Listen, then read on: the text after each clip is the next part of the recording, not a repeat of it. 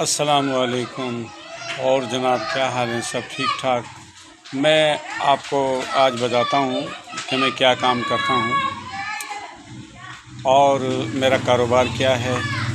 देखें, ये मेरे बैक साइड पर ये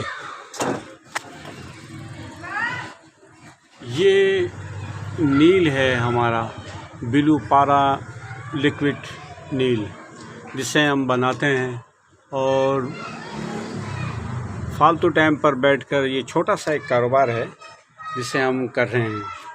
और माशाल्लाह इसमें ठीक ठाक जो भी कुछ होता है रोज़ी बन जाती है और उसके बाद याद इलाही में और दीन की तबलीग में मसरूफ़ हो जाते हैं। ये सारा दिन की मेरी मसरूफियात है।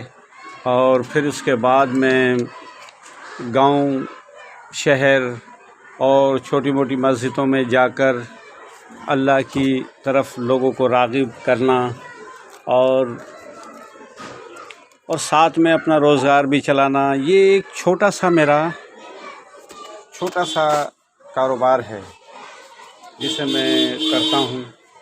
और ये छोटा सा एक कारखाना है। ये देखें, ये छोटा सा एक कारखाना अभी फ़िलहाल काफ़ी दिनों से बंद था, अब मैंने इसे चालू किया है दोबारा और इंशाअल्लाह। और ये देखें, छोटा मोटा जो अभी तो सारा मसले मसाइल जितने भी हैं सारे बिखरे पड़ा हुआ है ये सामान।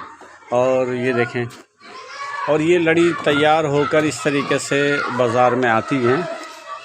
ये ब्लू पारा लिक्विड नील के नाम से हमारा ये नील होता है और ये अंदरूनी सिंध में और हैदराबाद शहर में बआसानी से मिल जाता है। और कोशिश हमारी ये है कि और भी दूसरे शहरों में इसे पहुंचाने की।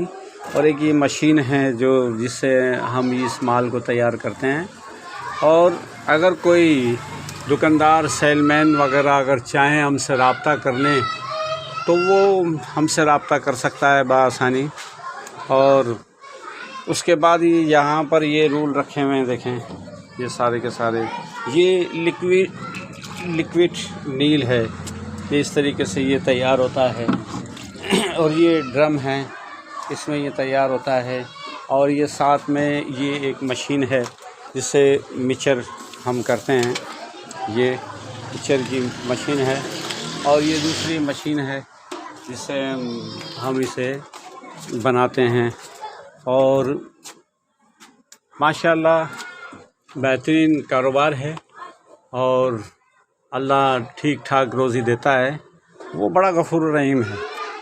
और उसके बाद ओवर टाइम में जो भी याद इलाही होती है, फिर उसके बाद याद इलाही में मसरूफ़ हो जाते हैं। सुबह शाम छोटा सा ये कारोबार भी अपना कर लेते हैं और फिर आप जैसे भाइयों से थोड़ी सी मेल मुलाकात भी कर लेते हैं, मोहब्बत भी कर लेते हैं। बस ये मसरूफियात है। कुछ लोगों ने सवाल किया था कि हज़रत क्या काम करते हैं। देखें, मुरीदों की जेबों पर तो नज़र नहीं रख सकते, क्योंकि कुछ मेहनत कर लें। और बड़े बड़े जितने भी औलिया इकराम थे वो अपनी रोज़गार के मामलात को भी जारी रखते थे।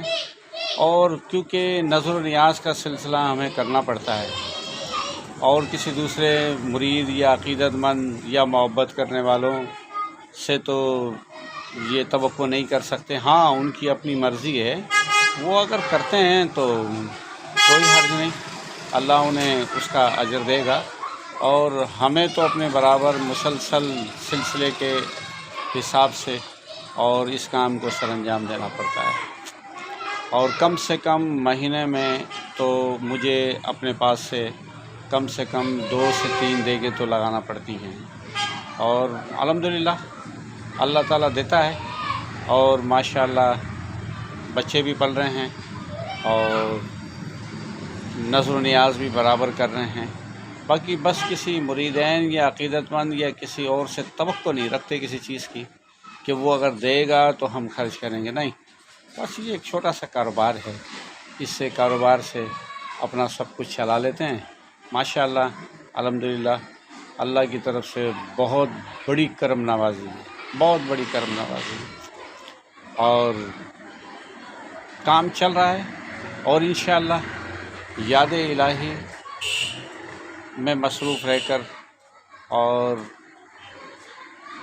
کاروبار بھی کر سکتے ہیں۔ یہ نہیں کہ بھئی کوئی ولی اللہ جو ہے کوئی کام نہیں کرتا، نہیں، کام کرتے ہیں اور برسر روزگار بھی ہوتے ہیں۔ ہاں، دین کی تعلیم کے معاملات میں ہم سادہ لوگ ہیں، صوفی لوگ ہیں، اور صوفیانی طریقے سے ہی دین کی تبلیغ کرتے ہیں، اور اس میں کوئی فرقے واریت یا کوئی لین دین یا کسی قسم کے معاملات سے تھوڑا دور ہی رہتے ہیں، کیونکہ ہمارا کوئی کام نہیں ہے فرقے واریت سے۔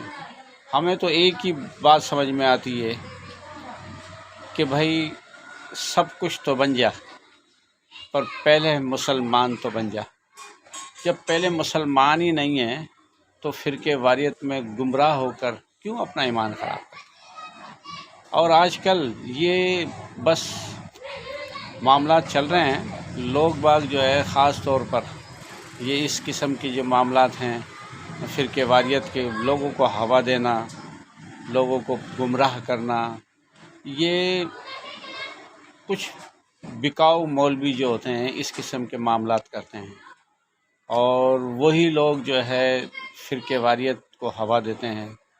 اور جب کہ ان سے پوچھا جائے، جب تاتاریوں نے بغداد شہر پر جب حملہ کیا تھا تو اس دن 4 مناظرے ہو رہے تھے بغداد شہر میں کہ سوئی کی نوک پر کتنے فرشتے بیٹھتے ہیں، اور کوا حلال ہے یا حرام ہے۔